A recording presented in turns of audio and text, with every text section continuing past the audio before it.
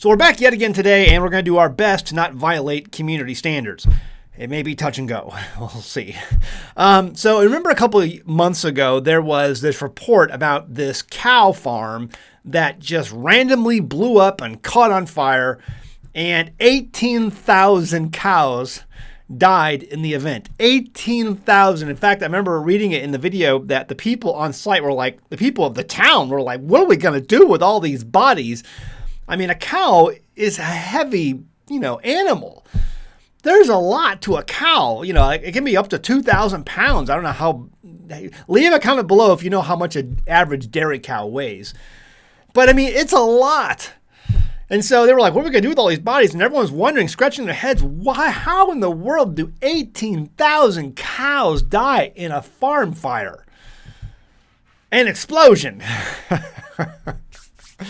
So apparently, the last couple of days, they have come to the conclusion of what caused this massive fire that killed 18,000 cows. So let's go ahead and read the report, shall we? Starting off at breaking911.com, it says fire marshal determines cause of Texas dairy farm explosion that killed 18,000 cows. And there's the picture that was very famous that went around the internet of this farm, taken from a distance, just a massive fire. It says Dimmitt, Texas, a massive fire and explosion occurred at a dairy farm in the Texas Panhandle on April 10th, resulting in one person being injured and approximately 18,000 cattle being burned alive. State investigators have determined that the incident was an accident originating from an engine fire in a manure vacuum truck that was being used to clean a section of the large barn. The state fire marshal report stated that the cause of the engine fire could not be determined, but no deliberate actions were found to have caused the fire. So wait, fire marshal determines and engine fire could not be determined. Now, I didn't go to public school, so I consider myself to be a little bit smarter than the average bear. However, if it says determined, but then the fire marshal can't determine, where is the disconnect here? According to the truck driver who was operating the vehicle inside the 2 million square foot barn, he initially noticed what appeared to be steam coming from the engine compartment. When he realized it was actually a fire, he attempted to drive the truck out of the barn, but was unsuccessful. The driver attempted to extinguish the fire using 2 fire extinguishers, but was unable to control it.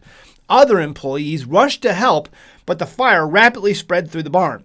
The report mentioned that the dairy farm had another manure hauling truck located outside the barn, which had previously experienced a fire. We should probably go through and figure out what kind of trucks you're using on this barn, because obviously these are not reliable trucks. Burn marks near the engine compartment of the second truck supported the findings of the fire investigation conducted within the barn. So 2 trucks catch on fire, one burns the barn down, the other one that caught on fire, they're using that fire to determine what caused the second truck to catch on fire. Right. The investigation into the incident has been closed. And meanwhile, we still haven't figured out what caused the explosion. It seems like we go through media cycles where we talk about all these things, and all these things happen at once, whether it's train derailments or whether it's food plant fires. These things are still happening. Let's go to Google. Just last month, there was a food plant that caught on fire in Moses Lake, Washington State. You have no injuries reported at a fire in Lubbock food manufacturing plant. That was 3 days ago. Over in Fargo, North Dakota, 2 separate times overnight, emergency crews rushed to fire calls at a food processing plant.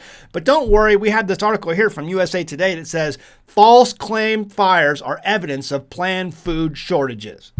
Yeah. Totally false news. Absolutely false news. Fake news, fake news, fake news. Let's just move on with our lives. So with that out of the way, let's go ahead and talk about my bag of cocaine here. Now, this is not cocaine. This is ground up eggshells. And so what we do, we put this on our garden. And so I thought I'd give out a food tip today, a gardening tip. Since we're all planning on gardens right now, you're probably working in your gardens. On Twitter the other day, there was a woman or a man, I'm not sure which, posted this picture of all of her tomatoes getting blossom rot she was located down south, and so she's already harvesting her first tomatoes or getting her first tomatoes on her plant, and they all have this blossom rot. I tried to go back and find the picture so I could show you, but here's a picture of blossom rot and what it looks like. It is a calcium deficiency.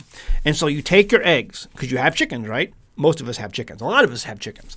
So you take those eggshells, you save them, and you put them inside like a magic bullet or some sort of blender like a Ninja or whatever, and you ground that into a fine powder, and you save that, and you put that in your seed starting mix, and you sprinkle it around the base of your plants, and the calcium breaks down. The more it's ground down into a powder, a fine powder, the easier it's going to be uptake eventually for your root system of those plants. If you want to get immediate uptake of those root systems for your plants, what you do is you take this powder like that and you put it into a pot, a medium saucepan or a small pot, and then you boil that, okay, for about 10 minutes. 10 minutes, and then take that, let that water cool, because you don't want to put boiling water on your plants.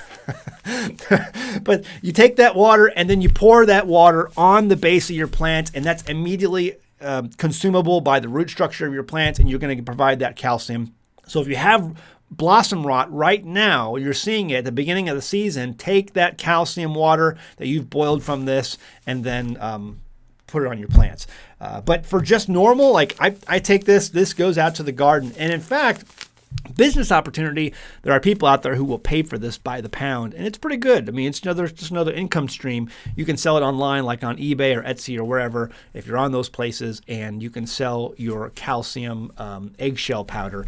People will pay for it, and they pay, pretty good penny for it. So just an option, an idea for you. All right, let me know what you think about all these food plant fires. They're still happening. They're just not as being reported as often as they used to be. We go, again, through these media cycles, but that's what we're seeing right now. Leave a comment. Let me know what you think about this stuff. Is 18,000 cows. Good night. Think of the ribeyes you could have had. All right, guys, thanks for tuning in. Be sure to subscribe, share the video. I really appreciate that. We don't have ads in the middle of my videos because I don't like it when I'm interrupted in my thought process and I'm learning and I'm watching and I'm being entertained. So I don't do it. Our ads are right here. Genesis Gold Group. Check them out. All right, guys. See you next time at the Homestead. Bye. The largest Roman gold stash ever found was in Trier, Germany in 1993. 2,500 Roman coins worth over $1.2 million in melt value today was pulled from an excavation site. The obvious lesson here is that gold holds its value over time. Now, take this stack of old Soviet Union rubles. Do you know how much these are worth? Zilch. It's paper. It holds no value, and like all paper and government fiat currencies, will not last the test of time. Nobody 1,000 years from now is going to unearth these and jump for joy at the wealth that they have just uncovered. Only one historical example of wealth preservation has stood the test of time over and over again: the safeguard of physical gold and silver. If you have spent your entire working life putting money into a 401k or other savings and investment products, they have likely made pulling your money out either very hard or almost impossible. Genesis Gold Group can help you put that money safely into a physical gold and silver product that, like the Roman coins, will maintain their buying power long into the future. Call Genesis Gold Group today, right now, and let them develop a strategy for your savings, 401k, or self-directed IRA. A strategy of physical gold and silver. You can call the number on the screen or visit them at genesisgoldgroup.com. And be sure to say that you heard about them from an American Homestead.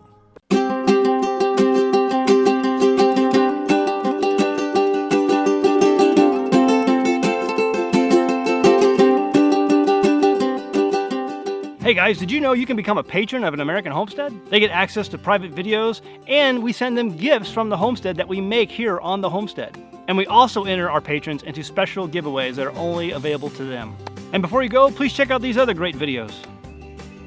Go ahead, click. Oh wait.